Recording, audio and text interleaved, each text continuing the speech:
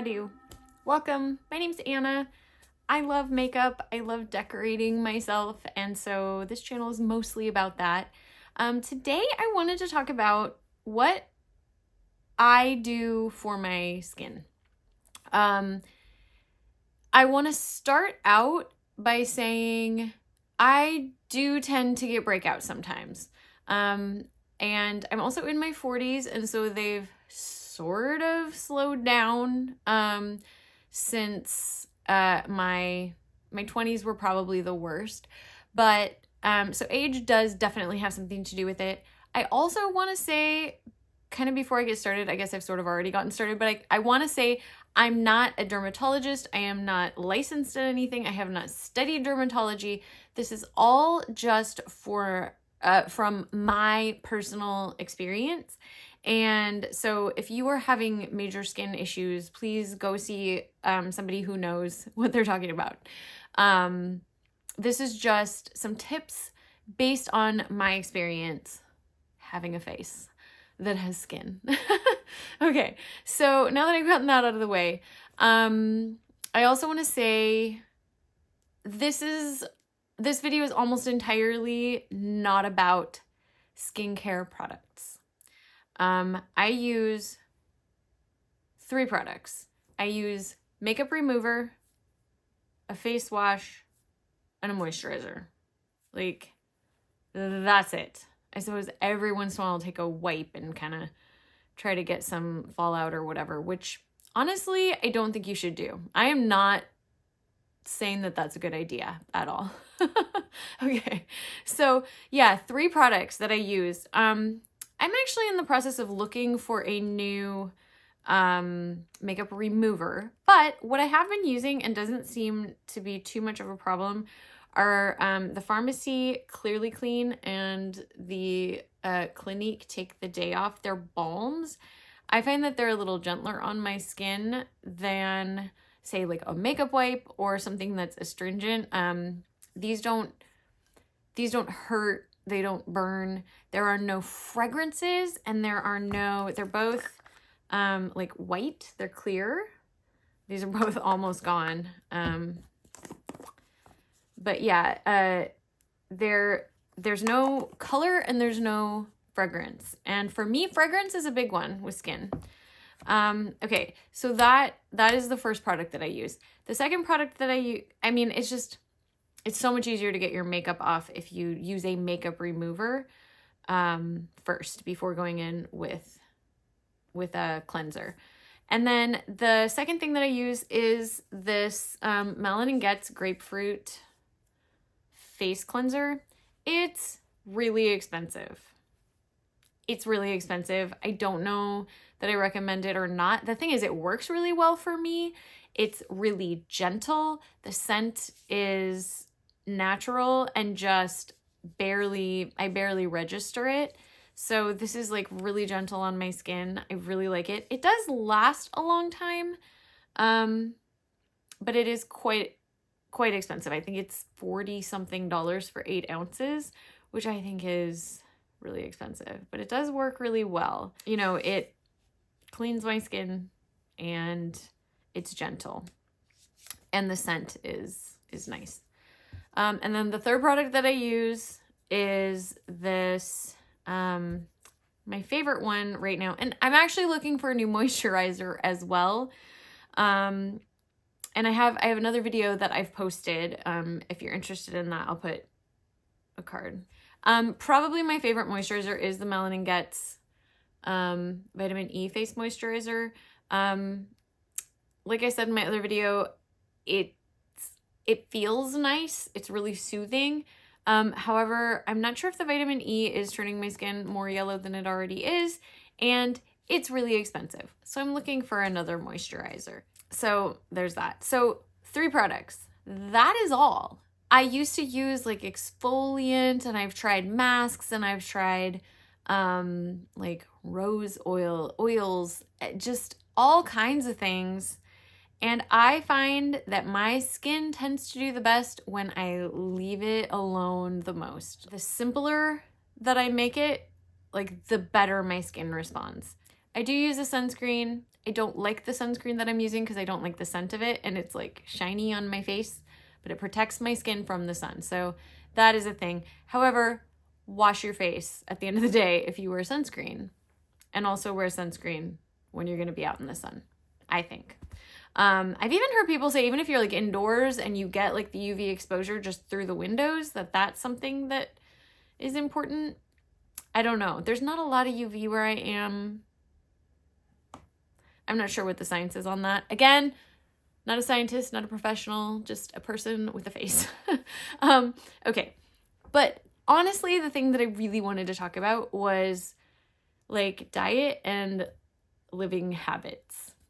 Because I think that has made the biggest impact on my skin throughout my life. This is probably the biggest thing, and you're not going to like the sound of it, probably most of you.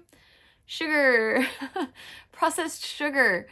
I tell you what, when I used to eat Sour Patch Kids for lunch and like a carton of Whoppers throughout the day and like Mountain Dew, my skin was awful. And yes, I was younger. But even into my late 30s, if I would eat a lot of sugar, like I'd be cramming donuts and candy, man, my skin would be so unhappy. And part of that, I think, is just inflammation. Sugar causes inflammation in your body and in your brain. And what happens is things get swollen and they will start to feel, it's like it feels more painful. So if you have acne, it's going to be like throbbing. It's going to be angry.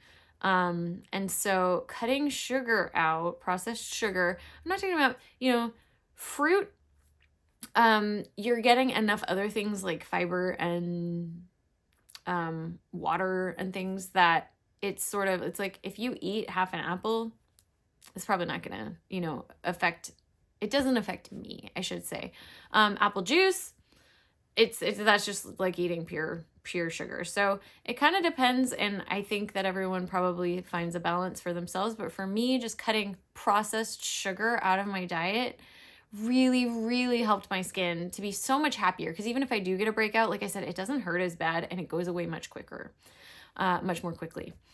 So yeah, sugar. It's just,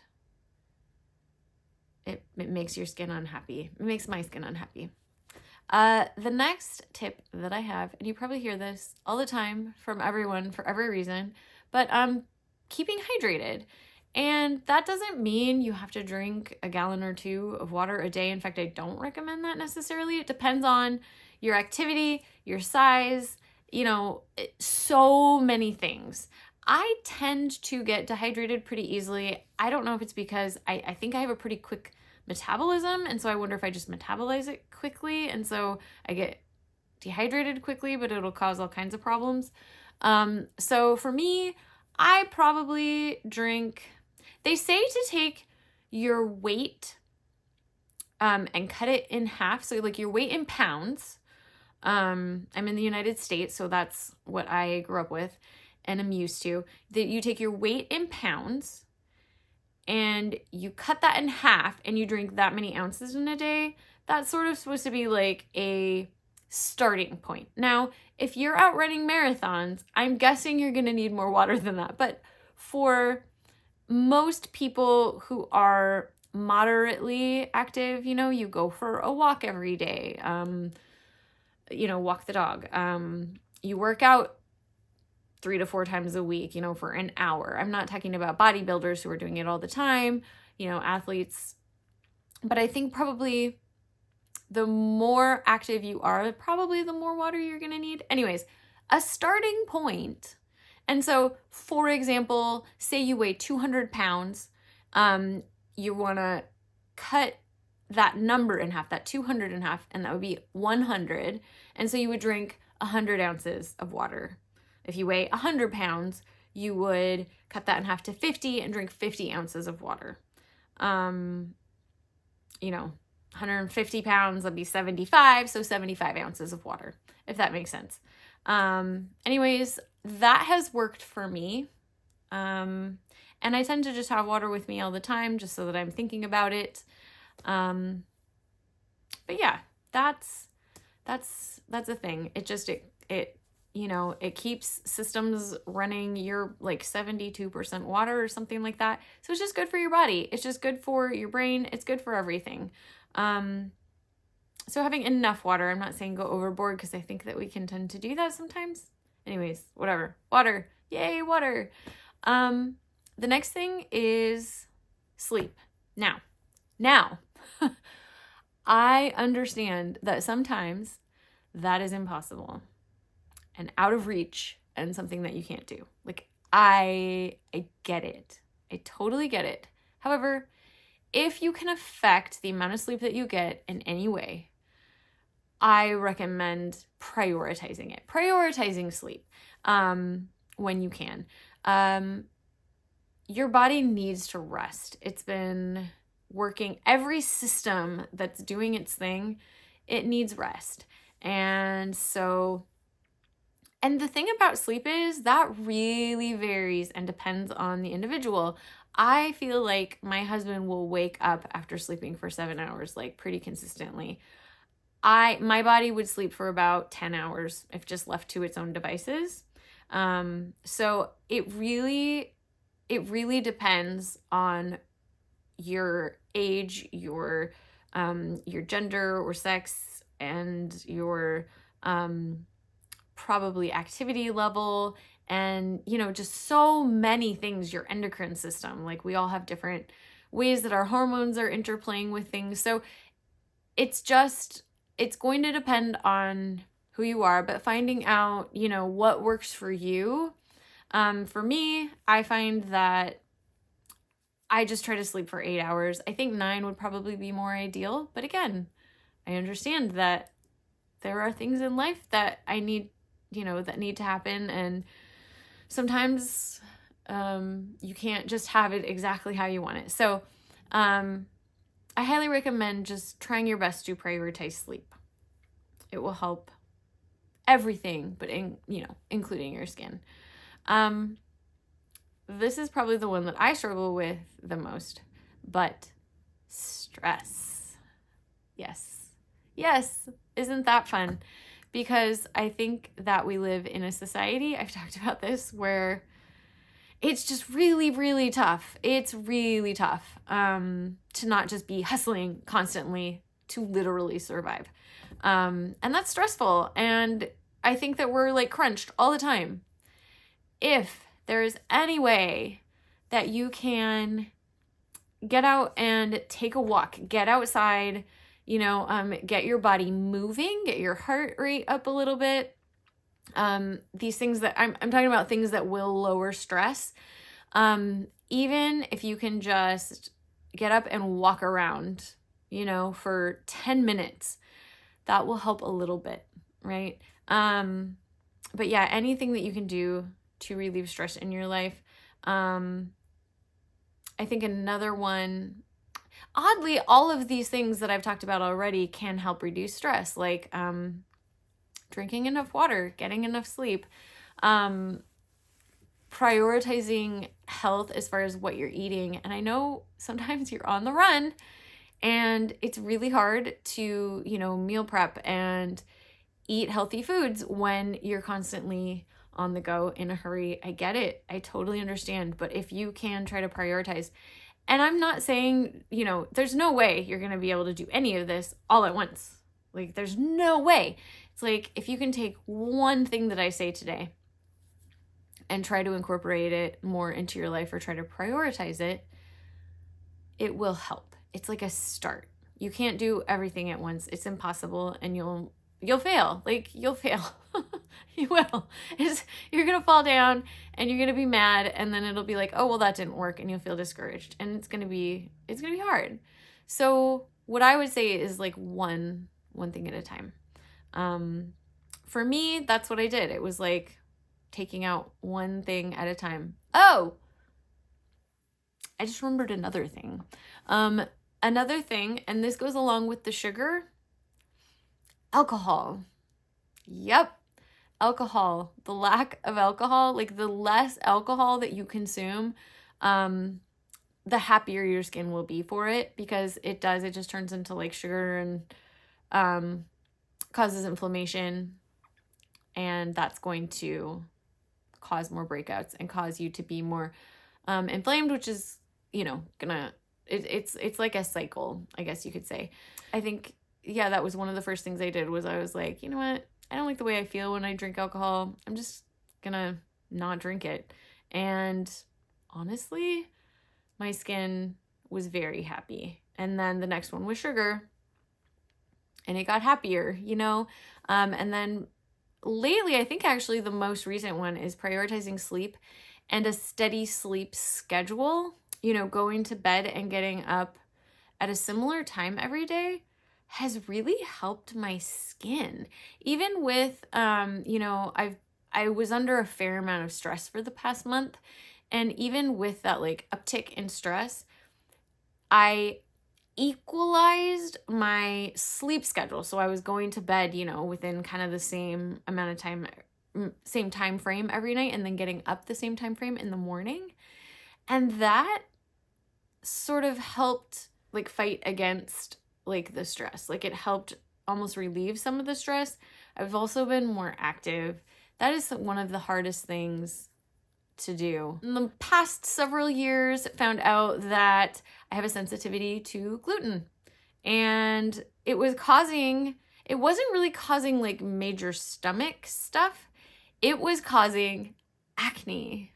Yep. Gluten was causing acne for me, and I have a cousin who that is the same thing for her. So if I'm just saying, it could be something to look into if you're struggling with acne. That was my experience. So I don't eat gluten anymore, and it has helped. It has helped a lot. I'm getting very my brain does this. It doesn't work this way. And even if I write a list, I'll forget to say something and I'll need to go back. So I'm just gonna go through all of the things like one at a time again, so that it's a little bit more like concise. But yeah, so water, keep well hydrated, exercise, super good for your brain and your skin. Less is more when it comes to skincare products. It really is. Use a sunscreen when you're out in the sun. Cut back on processed sugar. And for me, there were foods like gluten that were causing issues. So take a look at your diet, and if there are things that you're noticing, you know, just be aware. I feel so happy and more comfortable and more confident. I have really struggled with acne in the past. In fact, I'll give you pictures of what my skin has looked like.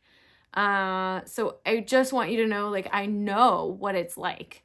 My skin was not always clear. And these are the things that have worked for me. That and being in my 40s, that does help. However, I do still get breakouts, especially when I'm stressed out. And of course, hormones. That's a whole other video that I'm not going to get into. I wish you all so well on your skincare journey. I know that it can be really frustrating and really hard. And so I just wanted to give some things that have worked for me. I know it's probably you've heard a lot of these over and over again, but I am living proof that these do help. And like I said, I just wish you all the best on your journey. And I hope you're having a good day. And I hope to see you in the next video. If you have any questions, leave them in the comments. And again, if you have major skin concerns, please see a dermatologist. They're going to know a lot more than a girl who loves glitter. So anyways, again, hope you're having a good day. And I'll see you in the next one. Bye. Keep on the sunny side, always on the sunny side. Keep on the sunny side of life. It will help us every day. It will brighten all the way if we keep on the sunny side of life.